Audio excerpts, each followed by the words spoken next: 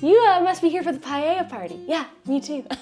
Yes, today we are going to be making a big old pot of paella, which is the quintessential Spanish rice dish. It is vibrant and super hearty and flavorful, and it's a one-pot rice dish that has so many veggies, and it's typically made with meat or sausage or seafood. But of course, today, we're gonna be making it 100% vegano. And instead of using meat or chicken or seafood, we're gonna be using beans and tofu for the protein. It's gonna be so good. All right, paella party commencing in 3, 2, 1. Yep, we're gonna get started by making the protein for this dish. Now, we're gonna be using some extra firm tofu. We love tofu in this house because it's great, it's delicious, and it's healthy and packed with protein. So we're gonna kind of turn this into seafood, but not really, obviously. But what I like to do to make things sort of taste like seafood, whether it's chickpeas or jackfruit or really anything, is using Old Bay seasoning. If you know, you know. If you don't know, it's really great. It's pretty much synonymous with meat and seafood. It's a seasoning used for meats and all that jazz, and it's really, really good. It's totally vegan, but it really just kind of makes things taste meaty-ish, and it's so good. It's a bit spicy, it's very flavorful. We're gonna be tossing some tofu once we cube it up in some Old Bay, some smoked paprika, onion powder, and pepper. Very simple, but super effective and super flavorful, and it's just gonna be so good. We're also gonna toss it in 2 teaspoons of olive oil, and once the tofu is all coated, we're just popping it in the air fryer to let it crisp up for like 20 minutes tops, okay? Super easy. Once that's done, we're going to get on with the rest of the rice dish. We've got some veggie prep to do. Not a lot though. Now, like I said, not a lot of veggie prep, okay? We're keeping it simple but delicious. We've got onion and garlic, a red bell pepper, and some cremini mushrooms. Now, there are some traditional veggies that are often used, like bell pepper. We're gonna keep it traditional with a red one, but you can always use green if you like. And if you don't like mushrooms, you can skip it. I've made paella with zucchini. You can use French green beans or any kind of long green bean, or really any other veggie you like, okay? We're gonna finely chop the onion and the garlic. We're gonna slice the bell peppers lengthwise, keep the strips long, and we're just going to slice the mushrooms. Easy peasy. And now, over at the stove, we are going to grab your biggest, widest bottomed, flattest pan. Or if you have a paella pan, it's even better, but probably not everybody has one. So something like this will do, something with a lot of surface area on the bottom. We're gonna get that heating over medium heat. We're gonna add 1 tablespoon of olive oil. And then once the oil is hot, we're going to add in our onion. We're gonna saute away for about 2 minutes until slightly translucent. And then we add the bell peppers and our garlic. And we're just gonna let them live their best life, along with the onions, for about 3 minutes. Oh my gosh, this already smells so good. Is there anything better than the smell of sautéing garlic and onions? Like I'm genuinely curious. Like, what is it for you if it's not garlic and onions that just makes you swoon? All right, next we are gonna add a big old tablespoon of some tomato paste just for some extra richness, you know? Plus 1 cup of canned diced tomatoes. You could also use crushed tomatoes too. And our mushrooms. Our meaty little mushroom dudes.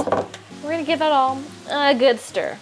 And then what we're gonna do after things are well combined is we're just going to let pretty much all of the moisture that we just added to the pan evaporate. Not all of it, but most of it. Now, while we wait for all that moisture to evaporate, I shall explain the next step. So we're gonna stir in some of these. These are lima beans, AKA butter beans, AKA broad beans. They're a bean that goes by many a name. This is just 1 16-ounce can that I just drained and rinsed. And the beans add extra oomph, a little extra heartiness and protein to the dish. And then we've got these fine looking spices, some paprika, smoked paprika, cayenne, and oregano. These are gonna add herby, bold, smoky, spicy flavors, but not too spicy. And then the last spice we're gonna add is this. Do you know what this is? This is saffron. Now, saffron is a very traditionally used spice in paella. But what I will say is this is hella expensive, and I do not expect you to go spend $12 on 0.5 grams of saffron. You don't have to do that. That's okay. It's still going to turn out delicious if you choose not to use saffron. What you can use instead is turmeric. It'll still give this beautiful golden, yellowy, orangey color to the dish, and it'll add a nice flavor. But if you have saffron or you want to get it, knock yourself out, okay? Beans, the spices, and about this much saffron, which is approximately $5. Just going to crumble it really nicely. Crumble, crumble, crumble. Ooh, it makes your fingers yellow. Ooh, but it does smell good. Okay, I can see why people like saffron. Saffron's nice. And now we're gonna add in our rice. Now I am using arborio rice, which is not traditionally used in paella. I will be the first to admit that. Traditionally, bamba rice or calaspera, which is grown in Valencia, Spain, which is where paella comes from, that's the rice that's usually used. But it's not widely available, honestly. It's very hard to find bamba rice from my experience. So arborio rice is a great alternative to use because it's still a short grain, starchy rice that will still give you a great texture and a very, very close to authentic paella. So we're just gonna stir in the rice and just let it cook with these veggies just for like 2 minutes, just to kind of give it a pre-cook before we add the remaining liquid. Now what we're gonna do is we're gonna take 3 cups of veggie stock and we're just going to very carefully pour it on top of all the rice and veggies. And you know what we're not going to do? We're not gonna touch it. We're not gonna stir it. We're not gonna look at it the wrong way. We're just gonna walk away. We're just gonna leave it alone because we want to leave the rice undisturbed. Don't bother the rice. So we're gonna leave the paella to just cook undisturbed for a little while. Don't forget the bay leaf. We're just gonna tuck you in there. Just get you all nestled in there. You know, gotta have a little extra flavor. Now, after 5 or so minutes, you'll notice that it has reached a bit of a rapid simmer. At that point, we're gonna turn it down to like medium low-ish, kind of a low acceptable simmer. We're gonna cover it. We're gonna walk away. Just walk away, okay? Just leave it. Now I know you might be tempted to just go and give it a good stir because you see all this liquid and you know the rice is kind of at the bottom and you're like, oh Janelle, it's gonna start burning, but it's not, okay? Just don't touch it. Just let it cook, low heat. It's not gonna burn, just use your sniffer. If it smells like it's burning, then you can turn it down. But if you don't smell it burning, it's fine. And the reason why we don't want to stir it is because, especially if you're using arborio rice, it's a very starchy rice. And if you stir it like you would with a risotto, it's gonna release so much starch and it's just gonna be like a soupy, starchy mess, which we do not want for a paella. You want the rice to maintain its nice texture and its shape. Okay, now in the meantime, while we're waiting for the rice to cook, we can prepare some of our lovely toppings. You can add some artichoke hearts. I've just got a can here of whole artichoke hearts, whatever, and some olives. You can really add whatever toppings you like, but those are pretty common toppings. Maybe some sun-dried tomatoes would be nice, and some fresh chopped parsley. That is something you definitely want to add.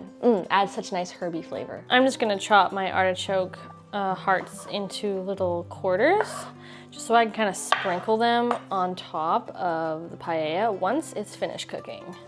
That's gonna look so pretty, you guys. Oh my gosh, you're just gonna die, you guys. It's gonna be so good. Okay, people, we're like 25 minutes in the future.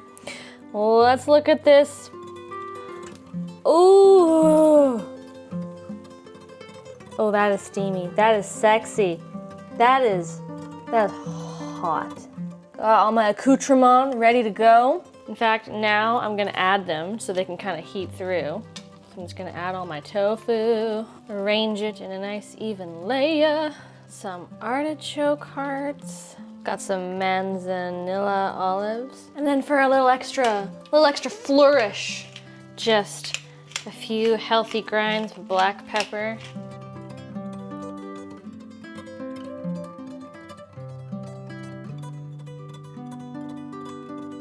You guys, it smells next level. And just look at the color. It's so beautiful. This like rich orangey red, and oh man, the smell of the saffron surprisingly like really comes through, and I did not use a lot. I guess that's why it's so expensive and prized, because a little bit packs a flavor and smell punch. Oh yes. That just warms you from the inside up. Inside up? Inside out. Maybe the inside up too. It's a one pot meal that you guys gotta try. This is so hearty. Something the whole family will devour. Yeah, papaya. Ooh, guys. Everybody say, hey, for some delicious paella.